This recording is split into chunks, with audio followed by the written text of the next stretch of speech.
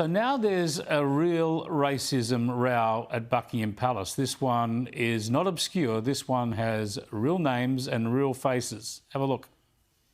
To the late Queen, Lady Susan Hussey was as close as family. As her lady-in-waiting, she was chosen to accompany her to Prince Philip's funeral.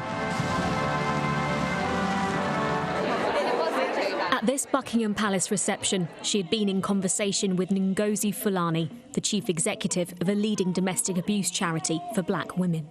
On social media, she said Lady Hussey asked Miss Fulani several times where she was from. When she replied Hackney, Lady Hussey persisted. No, what part of Africa are you from? I don't know, they didn't leave any records. No, but what nationality are you? I am born here and am British, she replied. No, but where do you really come from? Where do your people come from? Lady Hussey asked. My people, lady, what is this? Let's bring in 2GB host Michael McLaren. Good to talk to you, Michael. What do you think about this exchange? Where are you from? Hackney.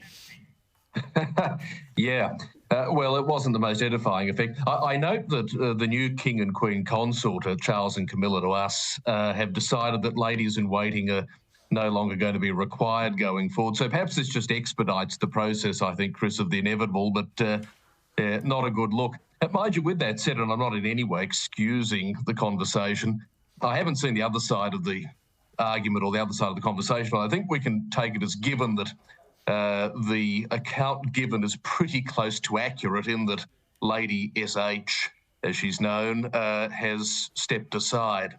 Yeah, she's gone home to wait upon herself at home, I suppose. It's a pretty unfortunate exchange. And I've got to say, the woman involved handled it pretty well by saying, well, actually, I'm British born. I was born here. I'm British. What are you on about?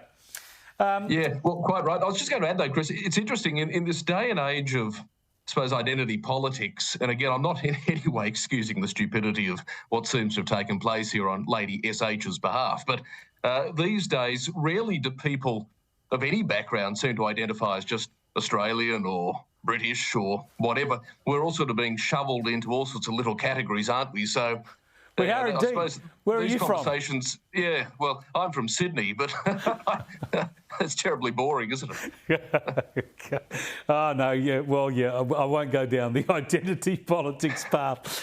Let's go to another modern scourge, and that is climate activism. And this really worries me. This is happening in Europe now.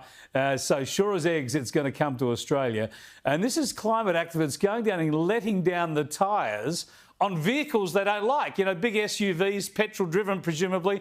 If you've got a Tesla, they'll leave your tyres alone. How long till we see this on our streets? Well, if you've got a Tesla, will they leave you alone? I remember reading an article about this when it sort of first started, probably 6 months ago now, I was on air.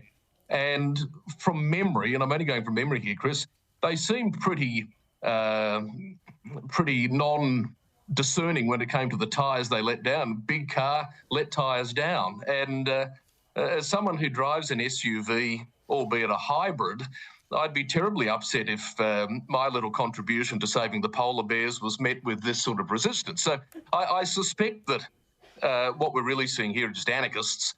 And the language, I know The Guardian reported on this, the language that some of the activists were using, words to the effect of we've demilitarised or words to that effect these vehicles, speaks volumes, I think, about their mindset. This is crazy stuff. And they have known spokespeople. I don't know why the Metropolitan Police or whoever aren't going around knocking on their doors and asking them some pretty serious questions. Well, two things occur to me. One is it'll add to any emissions because someone will have to get another car to go and get some help to put their tyres back up and get organised.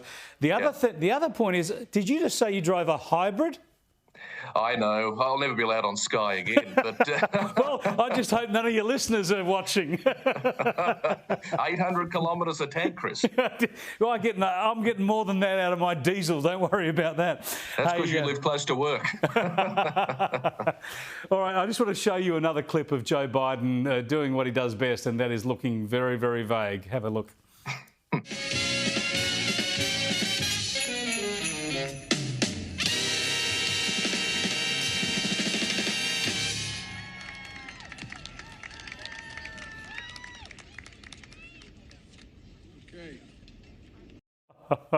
Now, Barack Obama dropped the mic.